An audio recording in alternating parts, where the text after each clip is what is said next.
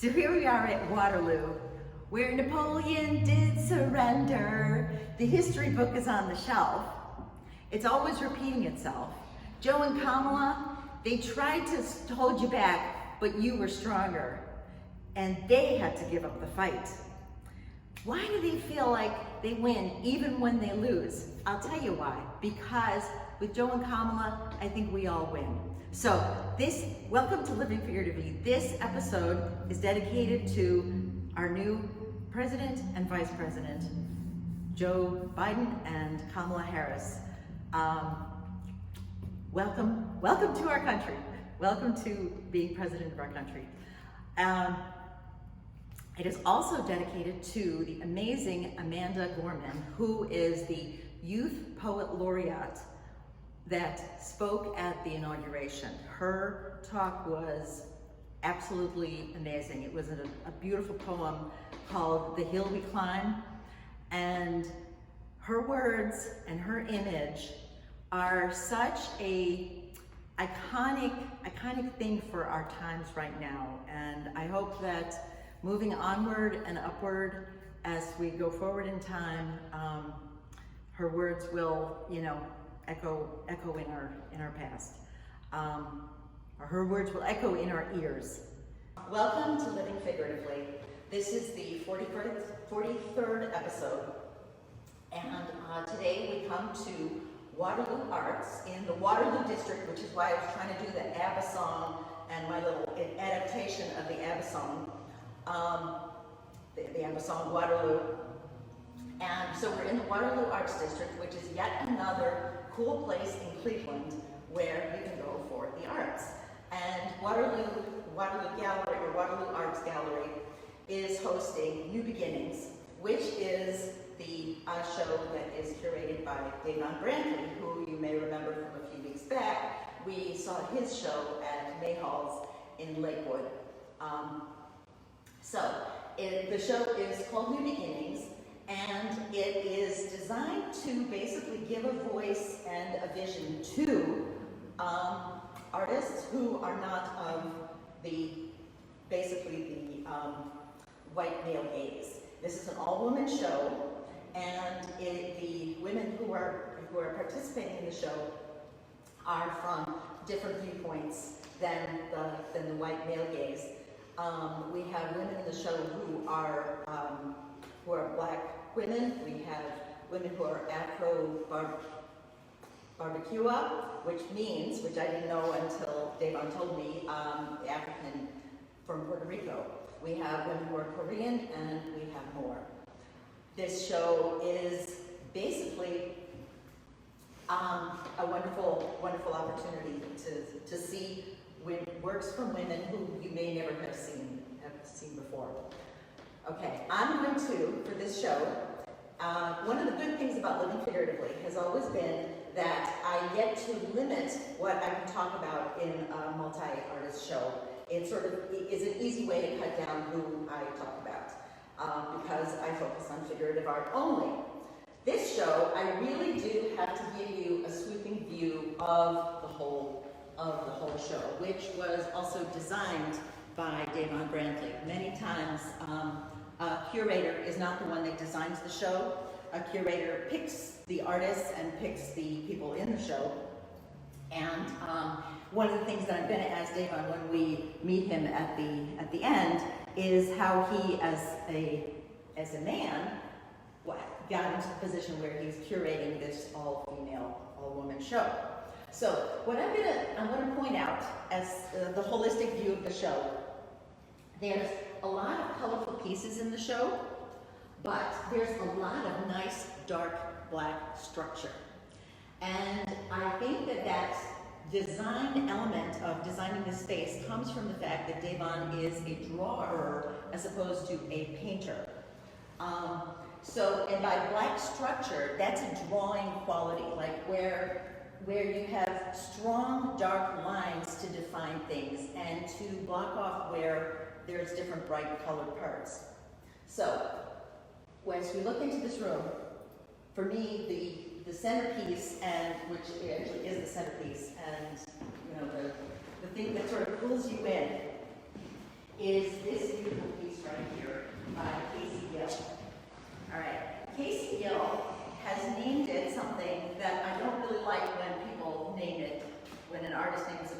untitled. It's named Untitled. I think a lot of artists do that so that, you know, the viewer brings their own meaning to it and stuff like that. So I'm going to do just that, since she really hasn't given us a clue by giving us little, you know, hints in the title. Now, one of the hints does reside in the medium, because the medium says wood and synthetic braiding hair.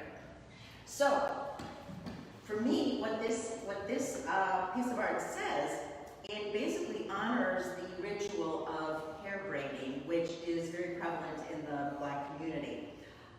It's something where it's sort of a long process, and she even puts right here on the chair, it says 5+ hours. So I'm assuming that that's the kind of process that takes that long.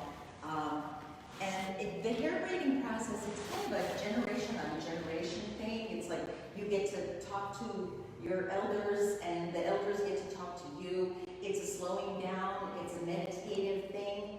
And I'm going to bring up Amanda Gorman again, you know, who this show is partially dedicated to.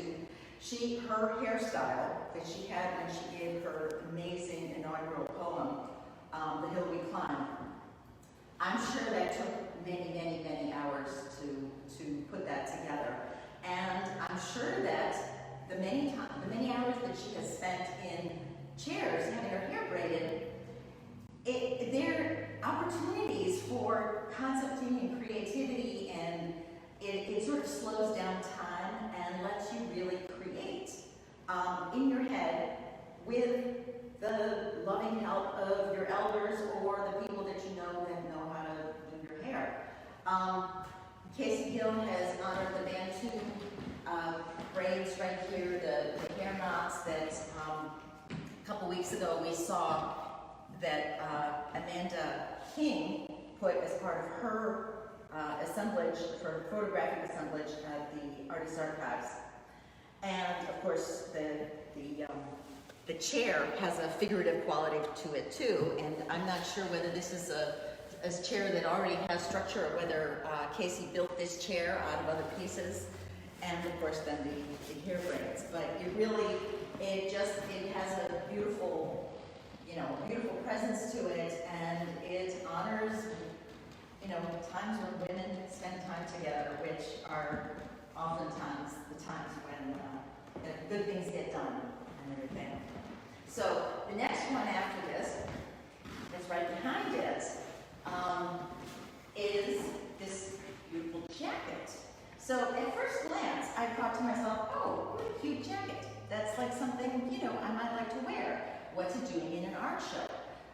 And the whole thing with making things out of fiber and making clothing as pieces of art is a little bit of a relatively new thing. I don't know if you remember when I talked about the whole concept of arts and crafts versus fine art, where back in the day, the arts, the things that women did for creativity, which was sewing, fiber-related things, needlepoint, needlework, all those things were labeled crafts, and the things that were accessible to men to do for, you know, creative purposes like sculpture, painting, and drawing, those were labeled the fine arts. And so, you know, it was like a higher echelon. And the crafts are coming into their own as being very, you know, prominent in the fine art world as well. So over here, this is Ashley Bohanon. Ashley Bohanon's jacket. At first glance, it's a lovely jacket. It was made from a trench coat, and the sleeves have, you know, a beautiful desert-like quality to it. But then what you do, I read the title, and this one gives you a title, and the title is BLM, Black Lives Matter, Whipped Heat. Whipped. So as soon as she said that, as soon as I read that title, I knew what she was talking about. And I knew that she was talking about this iconic photograph. What I didn't know was that this man had a name, and that his name was Peter Gordon, and he was actually had escaped from enslavement and went to join the Union Army. which surprisingly, or maybe not surprisingly, there were hundreds of people who had escaped enslavement and went to join the Union Army. And when he had his physical for the Union Army, they discovered that he had these, horrible torture marks on his back. These are keloids. That's where the scarring really forms, really bad scars from, repeated whippings. And they passed around this photograph. It became so iconic because the abolitionists had it printed up in mass quantities and used it as basically to drive home the horribleness of chattel slavery. So when she named this jacket Whipped Pete, I thought to myself, all right, I have to go around to the back. And I did, and the back, sure enough, the back shocks you again. It does the thing that good art does, where it pulls you in because it's attractive, because it's enticing, and then it kind of smacks you in the face with, with the message, and it really, really drives it home. Speaking of, right around here, the painting here at the back of the gallery, it's by Lauren Webster, who is kindly joining us. The painting is called Rebirth.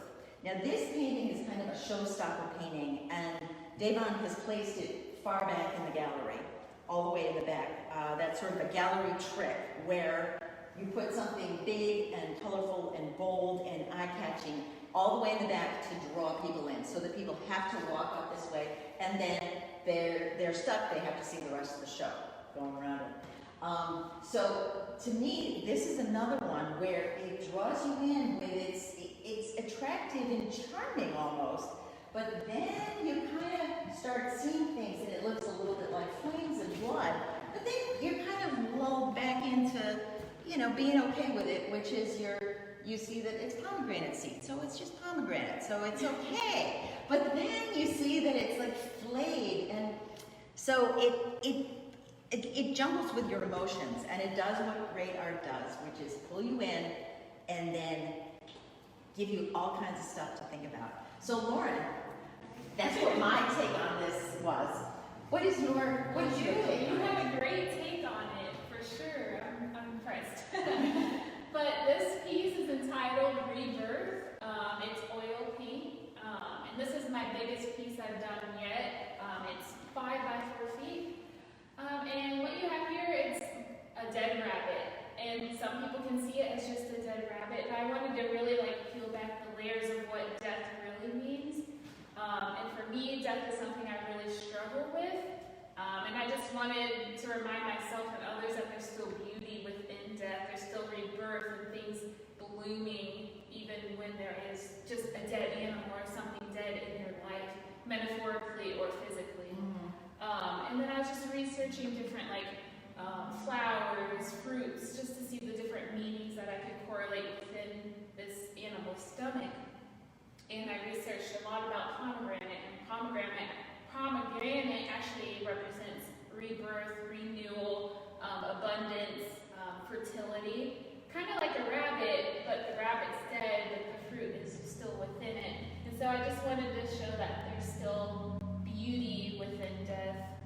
And I also wanted to use these bright, fun colors because you wouldn't really associate bright and fun, beautiful colors with death. It's usually something dark. And I feel like I'm a very colorful person. When I create, I just want there to be a bunch of color around. So it kind of has my flair on it as well. And I also I wanted to have a whimsical feel to it, a playfulness almost. Maybe something easy within it, just a bunch of mark making. And the reason I did that is because I feel like I'm constantly maturing with my art, and I'm constantly learning, and I just want that childlikeness of discovering new techniques and stuff to still be within it. And that's why I have the fun little playful, whimsical feel to it as well. And a lot of people have been saying that reminds them as fire. And for me, it's just wet fur, but seeing the flame in it, that's really cool, and another take. It does have that flamey shape, And I really love that. And I feel like the more I look at this piece, the more I just see different meanings meanings within it, which is very special. And I also just want people to have their own meanings to it as well. So, yeah. That's amazing. Thank you. Now, did you have reference for this? I did. It was like, I think it was like you know how people dissect animals? I think it was like a scientific photo of a rabbit on the table. Oh, okay. And it was just guts in there, and then I squished it out. Yeah. And you had a real pomegranate. Yeah, I was looking at photos of pomegranate, but then I just took it away and kind of had my own stylized version of it on there. Yeah, I love that. That's beautiful. Thank you. And this color that you have in the background, okay, I love that color. How is this acrylic or oil? Oh, the background? It's actually house paint. It's house paint. Okay, Yeah. okay, that's latex. so is there a place in your house that also has the same color? No, I specially picked the color, but now I want it. Absolutely gorgeous. Thank you. Thank Yeah, you thanks for for having me. telling us about it. 'Cause this is beautiful. And we're gonna go around here. Speaking of, colors that go on your house, these two paintings right here by Younghin Roo. Yes. Okay, yeah, I got that right. These are kind of like my colors. If you've seen the inside of my house, I've got oranges and I've got this kind of thing. So for me, these are very attractive. I love them. They are also digital prints, which is really, they're super reasonably priced.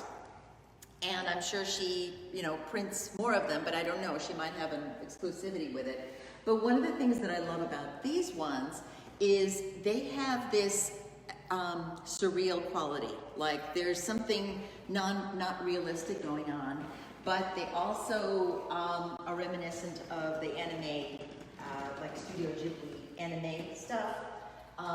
That's the studio that did the movie Spirited Away, which I think is probably the most famous one. That was about the pigs and the parents and stuff like that. But they've got this sort of, creepy, but not. She doesn't go all the way with the creepy. It really just kind of leaves it more story-like and dreamlike with these hands coming out. So those are beautiful. And I was telling you before about the large black structural shapes that anchor this show as a sort of drawing quality. Close up, this one right here, Amira Cunningham has done. There's 4 of these big black rectangles in the show that really anchor the colored pieces, the brightly colored pieces. But when you get close to them, they have so much texture. They're cake frosting. They're tar. They have gravitas. They really have just a lot of meat and meaning to them. One of the things that she references as her medium is Black 3.0, which I'll give you a tiny little story about that whole thing. There's an artist called Anish Kapoor who had copyrighted or claimed the rights to use the color Vanta Black, which was at that point the blackest of black, and mattest of matte paint ever. So he claimed the rights to use it and said no other artist could use it. So Stuart Semple, who is another artist who was born actually coincidentally the year I graduated from high school, 1980, he made another black that was even blacker, even more matte, and he called it Black 3.0. And he made it so, and I don't know how you do this legally or who you hire, what lawyer you hire to do this, but he made it so that everybody could use it except for Anish Kapoor. So I thought that was kind of cute. I don't know if it holds up in court, but it was kind of cool. So Amira Cunningham has used that Black 3.0 as her paint, and I looked it up. You can just order it, so anybody can use it. I love these black structural rectangles. I'm wondering if she might be planning shaped canvases, because I think shaped canvases with this gorgeous texture would really, like the double messages would be amazing. So I'm gonna bring it down all the way to the end here. We're gonna finish up. The last piece that I'm gonna talk about is this one here. Stina Aleah. And this one is probably the most realistic figurative piece in the whole show, you know, along with Stina's other piece that we started out with, where I screwed up my ABBA beginning, the books on the shelf. And this one is purely positive, I think, in my mind. It's very positive. It's intelligent. It's inspirational. It's smart, young black woman, well-read, intelligent. And the books have significance. The books that she's included here, Their Eyes Were Watching God, is a classic of the Harlem Renaissance from the 1930s. And Kindred by Octavia Butler is a more recent book from 1979, which is all about a contemporary woman that randomly at very inconvenient times gets pulled back into, you know, pre-Civil War slavery times, and it's amazing. The Last of the Mohicans confused me why she put that in there, and so I actually wrote to her and asked her, and she said that was a reference to the first book that she read, the first literature book that she ever read. And there's themes in there, you know, betrayal, brutality, dying peoples and stuff like that. So it was a personal thing for her. But I think this whole piece is beautiful. I love the detailing that she's put into the jeans and you know, the book and the beautiful image of the smart black woman enjoying literature. So now we're going to meet the curator, Davon Brantley. And here he is again. So Davon, this is a gorgeous show, and I love these. I love the structure, how you laid out the show too at the same time. The one thing I can't help but wonder, as a male artist curating an all-female show, how did this come about? It actually came about with me getting offered the opportunity to have a show at Waterloo, which I could not at the time. It was just because you only have 6 other shows going yeah, at the same time. it was way too much for me. And I was like really thinking about this project I've had in the back of my mind for like maybe 2 or 3 years, because I do work at the Webster Gallery, which they also throw an all-women's show. Right, that was the New Masters. Yeah, the New Masters. And I was just thinking about like the shows I've been in and how they're, you know, predominantly male and you don't really see a lot of women in them.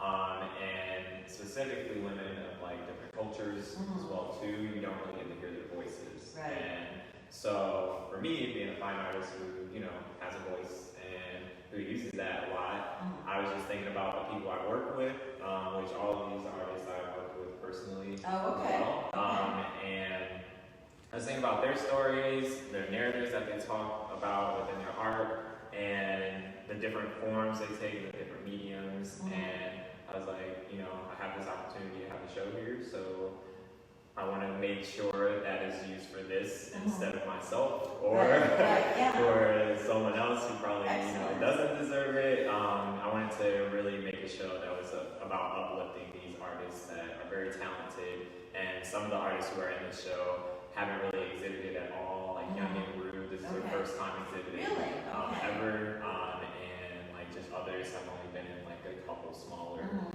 events as well too.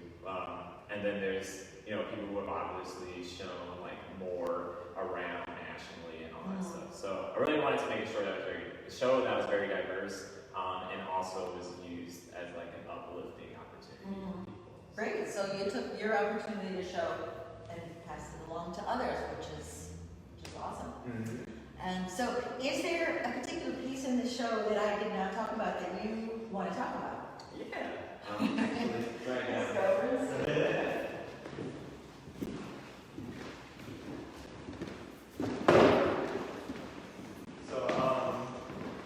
Yeah, I want to talk about this piece, or pieces. It's by Destiny Green, who is graduating from CIA very soon, actually.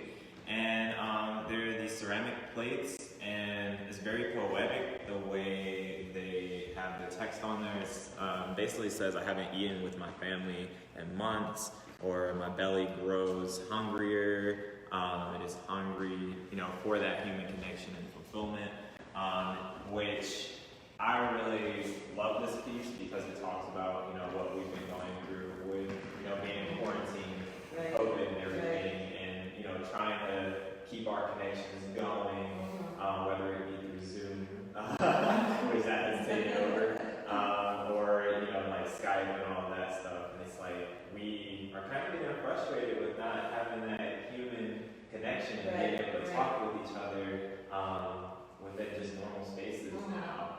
It's like we're getting used to being homebodies, and I know a lot of people who aren't homebodies are just really going through it right now. And then also the fact that we, can't see our families normally, and that's very hurtful, mainly because like family is important, and especially for her heritage as well too. She's Afro Puerto Rican, and with them, family is like an essential part of their being and growing up. And stuff. Is her family mostly in Puerto Rico, or? I think she has most family here, Okay. and then there's some in Puerto Rico. Right. But I have to fact check that, so I don't want to say that. But yeah, she has a very close connection with her family and just trying to learn about her heritage even more. She also did the altar piece right over here, which was paying homage to that. Too. Look at that. What? That one. Altar piece too. Just. Yeah, she also did an altar piece as well, which, as a curator, so we know that curators don't usually have their hand in setting up the show. I actually got this episode, and it just felt super, wild for me. Because I was like, oh, this is like very personal, and I don't want to disrespect anything. Luckily, there was like photos. So you had a kind of guide for how she wanted it set up. And it just talks about making that connection with her culture even more, because she stays in Ohio, so it's very far from where her people originated, and just learning this from her grandmother and passing that down from generation through generation is just like awesome to me. And it's beautiful. It's so colorful, and it's structured nicely with the black pedestals. And I don't know if the black pedestals are specifically spray painted for this show, or yes? Yes. It's a beautiful, beautiful touch. Yeah. I love it. We really did a lot. I want to thank everyone who was a part of this, especially the exhibition team and Amy. Amy Callahan, who's the gallery, she's the executive director. Okay, all right. Great. Yeah, this is a beautiful, beautiful show, and I recommend everybody come see it. They have normal gallery hours just on Saturdays from 12 to 2, but you can call and make an appointment, or Facebook message them and make an appointment, and then come and have the place to yourself.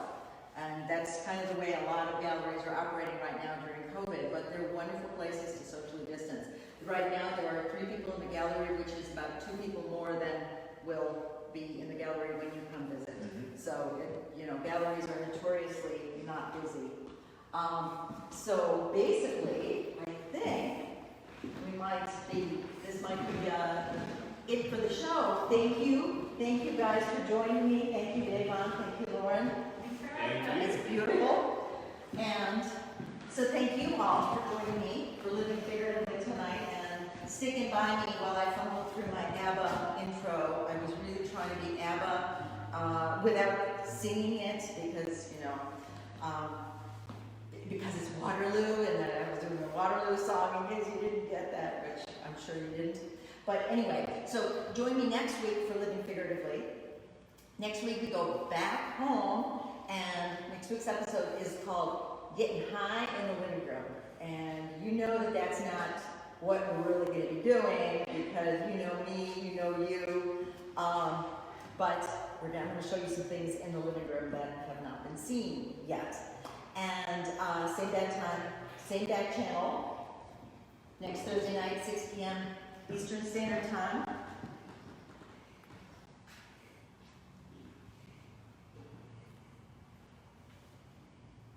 Y'all come back now, you hear?